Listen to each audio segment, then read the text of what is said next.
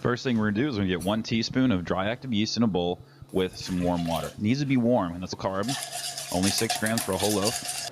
So let's start. What we're going to do first here is we're going to take our eggs. So here we go, getting our eggs going. We're going to get some egg whites into a bowl. And we're going to keep our yolks over there. It's always good to have an extra bowl on hand when you guys are cooking. I mean, you guys know that, but it's one of those things like whenever you need it, you're running for the sink to grab it or wherever it is. So the littlest tips make the biggest difference sometimes.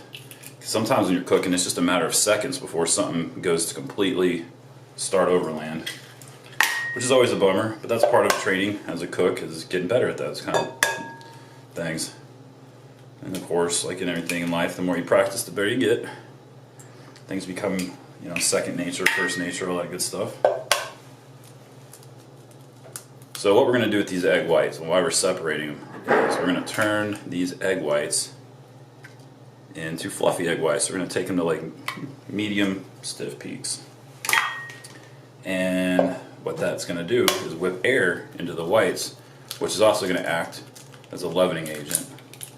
It's going to cause them to lift. It's the same process that you would do when you're making a souffle. That's what does it, the egg whites, which is cool. So the one thing I'm kind of worried, that's not the right word, but one of the things I'm not perfectly sure about is using 5 versus 6 eggs. I'll give you a tip quick. I'll use this actually for a second. I've mentioned this a time or two, but when you're whipping your egg whites, one of the things that's helpful is when you're whipping it, you let it fall back on itself versus doing this. This is going to take forever. If they're closer to room temperature, they whip a lot easier too. So by going like this, you're just using gravity. It's coming back down on itself, and it forces it to incorporate air quicker, which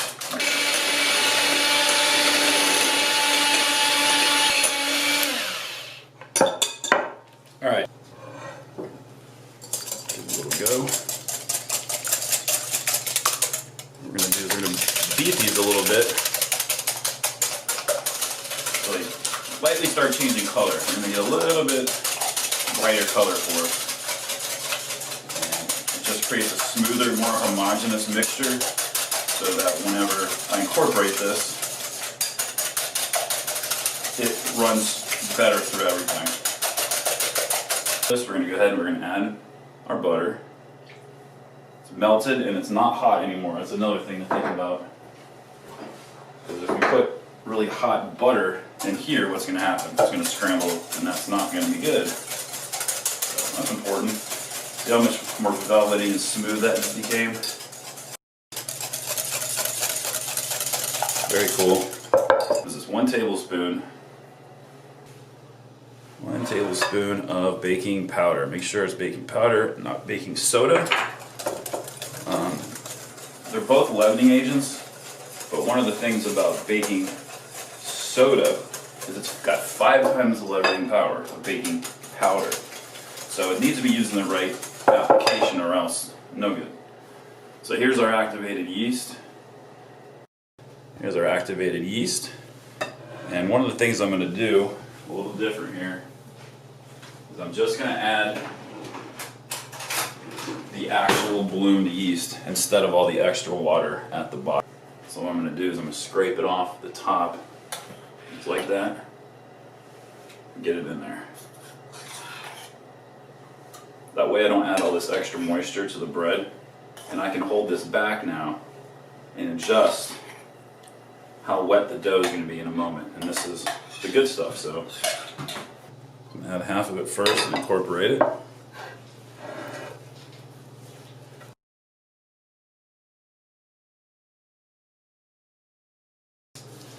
Came together pretty nicely.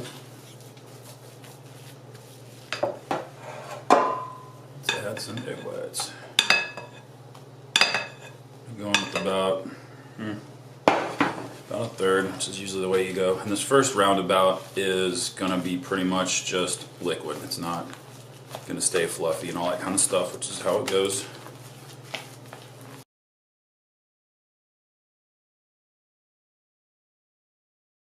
So I've only got a cup of the almond meal in here, and I'm pretty certain I need more than that for the loaf of bread to do its thing.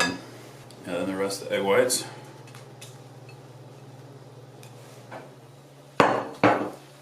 Bring this together. So the cheese has a bit of a saltiness to it, right? So I'm not inclined to add salt to this the first time because I don't want it to be too salty. But as the recipe comes out and we get to taste it, or I get to taste it and you can taste it with me, that'll let me know how much salt it needs next time. Alright.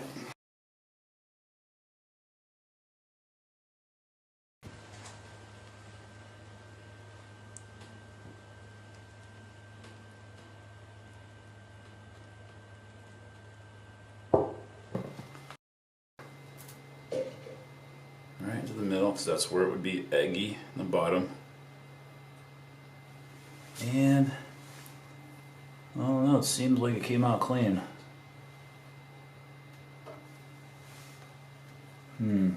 Feels like it's done too.